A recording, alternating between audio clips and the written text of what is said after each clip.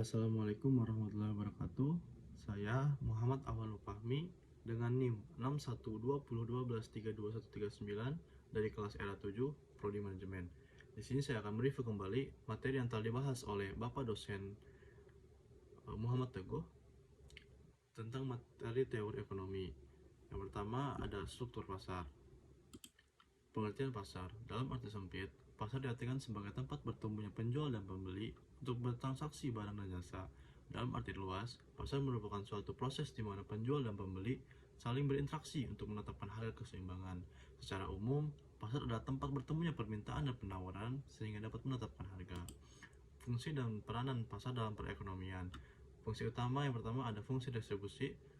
Pasar memungkinkan produsen berhubungan dengan konsumen, baik secara langsung maupun tidak langsung, dengan perantara dalam perdagangan. Yang kedua, ada fungsi pembentukan harga.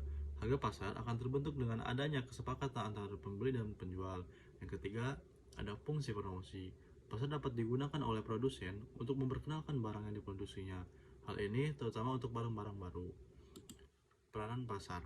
Peranan pasar bagi produsen, pasar dapat membantu memperlancar penjualan hasil produksi sebagai tempat untuk mempromosikan atau memperkenalkan barang dan jasa hasil produksi, serta produsen juga dapat memperoleh barang atau jasa yang akan digunakan untuk keperluan proses produksi. Yang kedua, ada peranan pasar bagi konsumen, memudahkan memperoleh barang atau jasa yang dibutuhkan.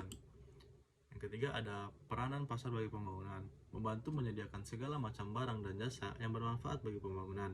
Pasar juga dapat dijadikan sumber pendapatan pemerintah untuk membiayai pembangunan melalui pajak dan retribusi. Keempat, ada peranan pasar bagi sumber daya manusia. Pasar turut membantu mengurangi pengangguran, memanfaatkan sumber daya manusia, serta membuka lapangan kerja. Macam-macam pasar. Yang pertama ada jenis pasar. Menurut jenisnya, pasar dapat dibedakan atas barang konsumsi dan pasar faktor produksi. Yang kedua ada wujud pasar. Menurut wujudnya, pasar dibedakan atas pasar konkret dan pasar abstrak. Konkret berarti nyata atau tidak atau bisa dilihat secara kasat mata. Yang ketiga, barang yang dijual. Pasar dapat juga dibedakan menurut jenis barang yang dijual dan dikaitkan dengan barang yang biasa diperjualbelikan di pasar tersebut. Yang keempat ada waktu jual dan beli. Menurut waktu jual beli, pasar dapat dibedakan atas pasar harian berlangsungnya tiap hari atau pasar mingguan, seminggu sekali, pasar bulanan, sebulan sekali di daerah tertentu, dan pasar tahunan sekali dalam setahun. Misalnya di Sumatera dikenalkan pekan Kamis karena hari pekan pasar adalah hari Kamis. Yang keempat, yang kelima ada tempat. Ada juga pasar yang diberikan menurut nama tempat atau daerah tempat. Yang terakhir ada luas jangkauan distribusi. Adapun menurut luas jangkauan distribusi, pasar dapat dibedakan atas pasar lokal, daerah, nasional, dan internasional. Struktur pasar. Struktur pasar adalah keadaan pasar yang menggambarkan karakteristik pasar seperti jumlah pembeli dan penjual, jenis produk yang ditawarkan, hambatan yang ada dalam seberapa mudah perusahaan masuk ke dan keluar dari pasar. Struktur pasar dapat mempengaruhi kondisi persaingan, tingkat harga dan barang dan jasa, dan serta perilaku perusahaan. Kita lanjut ke materi yang kedua, yaitu pendapatan nasional.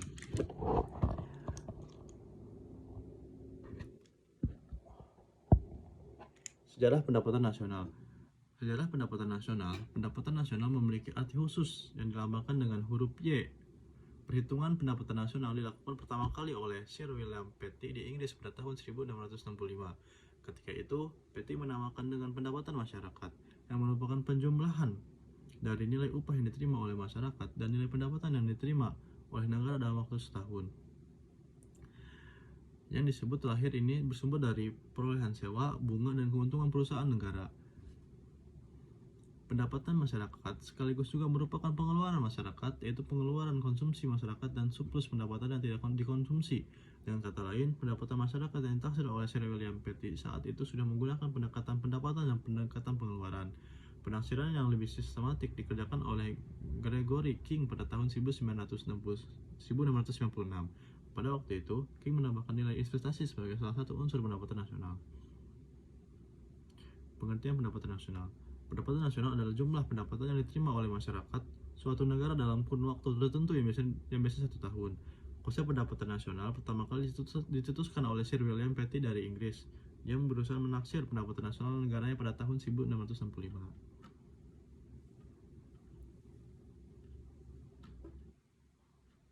konsep pendapatan nasional. Pertama ada produk domestik bruto (PDB), yang kedua ada produk nasional bruto (PNB), yang ketiga ada produk nasional neto (PNN), dan yang keempat ada pendapatan nasional neto (PN). Yang kelima ada pendapatan personal (PP), yang keenam ada pendapatan disposable.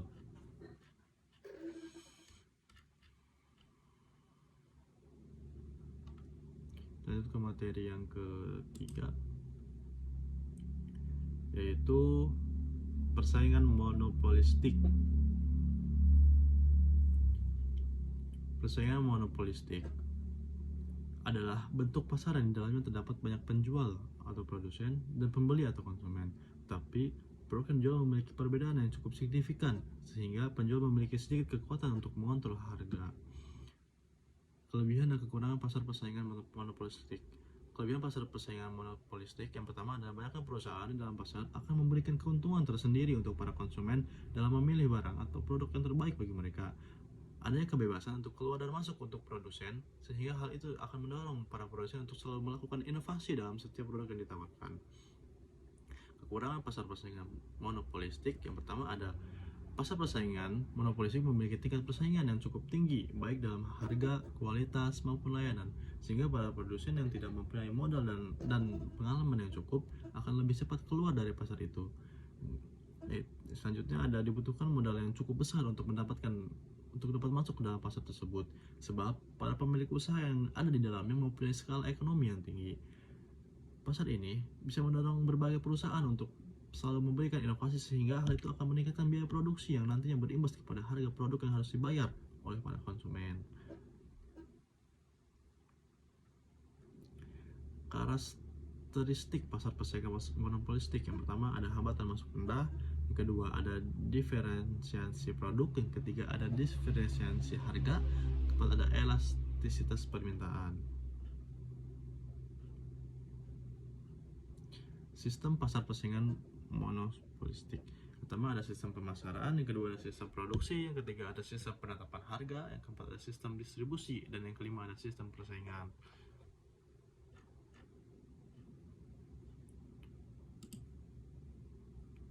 Terus ke materi selanjutnya yaitu pasar bebas dan kebijakan pemerintah. Pasar bebas adalah sistem ekonomi yang ditentukan oleh kekuatan pasar, permintaan dan penawaran dengan keterlibatan pemerintahan minimal. Sementara itu, kebijakan pemerintah merupakan tindakan keputusan untuk mencapai tujuan ekonomi, sosial, dan politik. Pasar bebas memiliki ciri kegiatan ekonomi swasta, persaingan harga ditentukan pasar, dan keterlibatan pemerintah minimal. Kebijakan pemerintah bertujuan untuk mengatur ekonomi, melindungi hak konsumen, meningkatkan kesejahteraan, dan mengatur lingkungan. Kebijakan ini meliputi fiskal, moneter, perdagangan, dan industri. Keduanya saling terkait dan mempengaruhi pertumbuhan ekonomi, kesejahteraan masyarakat, kestabilan politik, dan lingkungan hidup. Pasar bebas dan kebijakan pemerintah berkaitan dengan cara perekonomian dan kebijakan pemerintah berinteraksi untuk mengatur perdagangan dan kegiatan ekonomi dalam suatu negara. Pasar bebas merujuk pada sistem ekonomi di mana harga barang dan jasa ditentukan oleh mekanisme penawaran dan permintaan tanpa intervensi pemerintah. Dalam pasar bebas, penawaran dan permintaan, harga ditentukan oleh interaksi antara penjual dan pembeli. Jika permintaan tinggi dan penawaran terbatas, harga akan naik dan sebaliknya. Yang kedua ada persaingan. Dalam pasar bebas, banyak perusahaan berkompetisi yang diharapkan mendorong efisiensi inovasi dan harga yang kompetitif. Yang ketiga ada kebebasan ekonomi. Produsen bebas untuk menentukan apa yang akan diproduksi, bagaimana cara produksi, dan beberapa harga yang ditawarkan. Konsumen juga bebas untuk memilih produk yang diinginkan. Kebijakan pemerintah. Kebijakan pemerintah adalah langkah yang diambil oleh pemerintah untuk mempengaruhi perekonomian suatu negara yang bisa mencakup aturan dan regulasi yang mengatur pasar. Dalam konteks pasar bebas, pemerintah biasanya memiliki peran tertentu meskipun pasar tidak sepenuhnya bebas dari pengawasan. Kebijakan pemerintah itu mencakup kebijakan fiskal yang seperti tadi pada materi sebelumnya, kebijakan moneter, regulasi dan perlindungan, dan perdagangan internasional.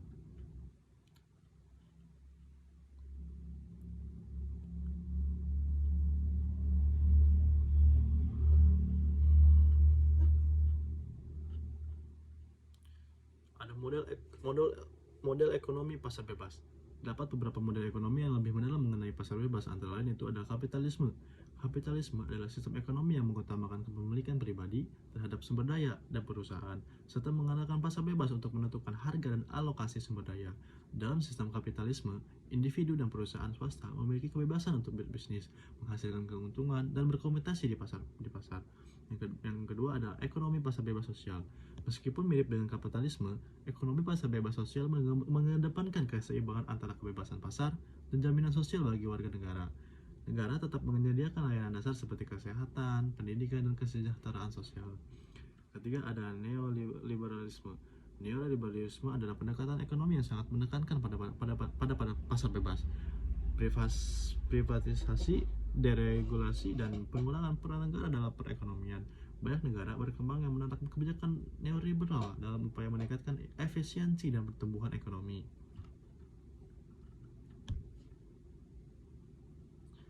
Kita lanjut ke materi selanjutnya, yaitu kebijakan fiskal dan moneter. Kebijakan fiskal adalah salah satu kebijakan makroekonomi yang melibatkan tindakan pemerintah dalam mengatur pengeluaran dan pendapatan negara untuk mempengaruhi permintaan dan penawaran dalam perekonomian. Kebijakan fiskal melibatkan peningkatan pengeluaran pemerintah atau pemotongan pajak untuk merangsang tambahan permintaan bagi barang dan jasa, terutama dari rumah tangga. Fenomena ini dapat juga terjadi jika sebuah pemerintah melakukan pemotongan pajak sebagai salah satu instrumen kebijakan fiskal untuk merangsang perekonomian. Kebijakan moneter. Kebijakan moneter adalah salah satu kebijakan ekonomi makro yang dapat disesuaikan dengan siklus kegiatan ekonomi. Menurut Miskin tahun 2008, kebijakan moneter mencakup semua upaya atau tindakan yang dilakukan oleh bank sentral untuk mempengaruhi variabel-variabel moneter dalam perekonomian, seperti jumlah uang beredar, tingkat suku bunga, ketersediaan kredit, dan nilai tukar mata uang. Kebijakan ini merupakan salah satu instrumen utama dalam kebijakan ekonomi makro yang bertujuan untuk mencapai sasaran-sasaran tertentu dalam perekonomian. Fungsi kebijakan fiskal. Yang pertama ada fungsi otoritas, yang kedua ada fungsi perencanaan, yang ketiga ada fungsi pengawasan, yang keempat ada fungsi alokasi, yang kelima ada fungsi stabilisasi, yang keenam ada fungsi distribusi. Fungsi kebijakan moneter. Yang pertama ada mengendalikan inflasi, yang kedua ada mendorong pertumbuhan ekonomi, yang ketiga ada menjaga stabilitas mata uang, yang keempat ada mencegah fluktuasi.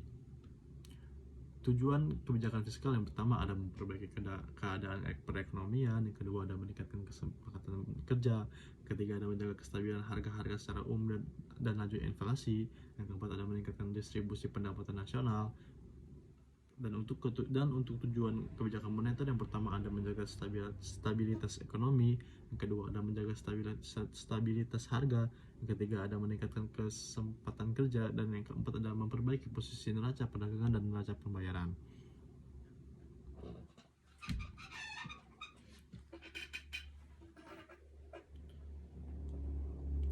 Model dan pendekatan kebijakan fiskal. Pertama, model kebijakan fiskal diskresioner. Kebijakan yang diambil secara sengaja oleh pemerintah untuk mengatasi masalah ekonomi tertentu seperti resesi atau inflasi. Kedua, ada kebijakan fiskal otomatis. Kebijakan yang bekerja secara otomatis sebagai respon terhadap perubahan kondisi ekonomi. Pendekatan kebijakan. Yang pertama ada ekspansif. Dilakukan saat ekonomi sedang melambat atau mengalami resesi, pemerintah akan meningkatkan pengeluaran atau mengurangi pajak untuk merangsang permintaan agregat. Kedua ada kontraktif. Dilakukan saat ekonomi sedang mengalami inflasi, pemerintah akan mengurangi pengeluaran atau menaikkan pajak untuk mengurangi permintaan agregat.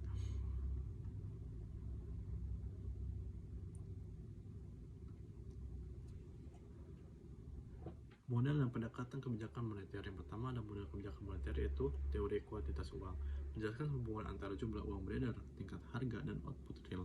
Kedua ada kurva Phillips, menunjukkan hubungan antara tingkat inflasi dan tingkat pengangguran. Pendekatan kebijakan moneter. Yang pertama ada ekspansif, dilakukan saat ekonomi sedang melambat atau mengalami resesi. Bank sentral akan menurunkan suku bunga atau meningkatkan jumlah uang beredar untuk merangsang aktivitas ekonomi. Yang kedua ada kontraktif, dilakukan saat ekonomi sedang mengalami inflasi. Bank sentral akan menaikkan suku bunga atau mengurangi jumlah uang beredar untuk mengurangi tekanan inflasi. Contoh kebijakan fiskal dan kebijakan moneter. Untuk kebijakan fiskal yang pertama ada pengeluaran APBN, yang kedua ada pajak, yang ketiga ada subsidi, yang keempat ada pengelolaan utang. Untuk kebijakan moneter yang pertama ada penyesuaian suku bunga acuan, yang kedua ada operasi pasar terbuka, yang ketiga ada persyaratan cadangan. Lanjut ke materi selanjutnya, yaitu materi terakhir, yaitu teori ekonomi.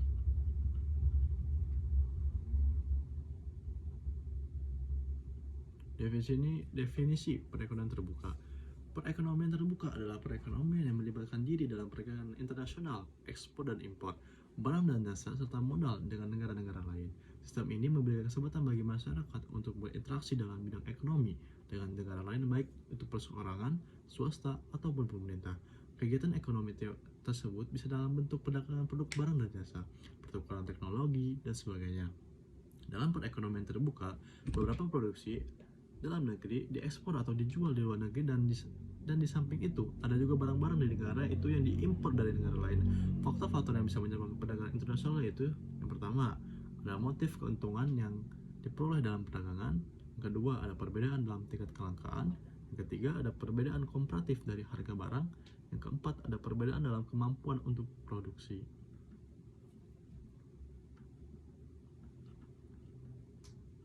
Fungsi perekonomian terbuka. Perekonomian terbuka adalah suatu negara yang terlibat dalam perdagangan internasional dan hubungan ekonomi dengan negara lain, memiliki jumlah fungsi penting yang berkontribusi terhadap perkembangan ekonomi nasional dan global. Fungsi utama perekonomian terbuka antara lain memperluas akses pasar, peningkatan penerimaan negara, meningkatkan kualitas dan kuantitas barang, diversi sumber daya ekonomi, meningkatkan investasi asing, peningkatan kemampuan inovasi dan teknologi, peningkatan kompetisi dan efisiensi. Dan tujuan perekonomian terbuka yaitu menjadi tujuan utama perekonomian terbuka adalah untuk meningkatkan kesejahteraan ekonomi masyarakat dengan memanfaatkan peluang yang ditawarkan dan oleh integrasi dengan ekonomi global. Ada beberapa hal yang menjadi tujuan dari perekonomian terbuka, antara lain yang pertama ada meningkatkan pertumbuhan ekonomi, yang kedua ada diversifikasi sumber pendapatan, yang ketiga ada meningkatkan akses terhadap barang dan jasa, keempat adalah mendukung stabilitas ekonomi, yang kelima ada meningkatkan kerjasama internasional.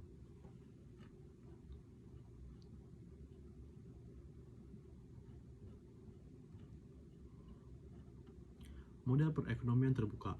Model perekonomian terbuka adalah sistem ekonomi di mana negara tidak hanya fokus pada kegiatan ekonomi domestik, tapi juga terlibat dalam interaksi ekonomi internasional. Dalam model ini, suatu negara mengimpor dan mengekspor barang dan jasa serta berpartisipasi dalam pasar modal global. Perekonomian terbuka memungkinkan negara untuk terhubung dengan dunia luar, baik secara segi perdagangan, investasi, maupun aliran modal. Model pendekatan Keynesian. Model ini mengintegrasikan pasar barang atau IS, pasar uang atau LM, dan neraca pembayaran atau BP untuk menganalisis keseimbangan ekonomi dalam perekonomian terbuka. Kedua, ada model Heckscher-Ohlin. Model ini menjelaskan pola perdagangan internasional berdasarkan perbedaan keunggulan faktor produksi antar negara. Negara akan mengekspor barang yang intensif dalam penggunaan faktor produksi yang dimiliki secara melimpah. Ketiga, ada model ekonomi terbuka atau Ricardo. Teori ini dikemukakan oleh seorang bernama David Ricardo. Menurutnya, negara tidak memiliki keunggulan absolut, tetap dapat berkontribusi dalam perdagangan internasional dengan cara melakukan spesialisasi pada produk-produk yang dihasilkan di negara tersebut. Ini ada pendekatan dan contoh perekonomian terbuka. Perekonomian terbuka merupakan sistem ekonomi yang melibatkan interaksi perdagangan, investasi, dan mobilitas sumber daya antar negara. Pendekatan dalam perekonomian terbuka mencakup berbagai strategi dan kebijakan yang memungkinkan hubungan ekonomi di internasional berjalan dengan efektif. Adapun pendekatan perekonomian terbuka sebagai berikut. Pertama, ada pendekatan model Fleming. Yang kedua, ada pendekatan Moteras. Ketiga, ada pendekatan model Solow-Swan dengan perekonomian terbuka. Keempat, ada pendekatan klasik, keunggulan kooperatif. Yang kelima, ada pendekatan perdagangan baru. Yang keenam, ada pendekatan gravitasi. Ketujuh, ada pendekatan makroekonomi terbuka. Kedelapan, ada pendekatan halaman perdagangan. Jadi bisa disimpulkan bahwa perekonomian terbuka adalah perekonomian yang memungkinkan negara-negara berinteraksi secara internasional melalui pertukaran produk, layanan, dan modal. Ini mencakup konsumen, bisnis, pemerintah, dan sektor luar negeri yang berkontribusi pada berbagai bagian ekonomi seperti ekspor, impor, investasi, dan pertukaran teknologi. Perekonomian terbuka memungkinkan sebuah negara untuk mendapat keuntungan dari variasi faktor produksi dan keunggulan kooperatif antar negara sehingga meningkatkan kemakmuran ekonomi. Namun, ekonomi terbuka membutuhkan manajemen yang cermat untuk menjaga keseimbangan dengan masalah-masalah global di masa depan. Mungkin cukup sekian yang dapat saya sampaikan, kurang lebihnya mohon maaf. Wassalamualaikum warahmatullahi wabarakatuh.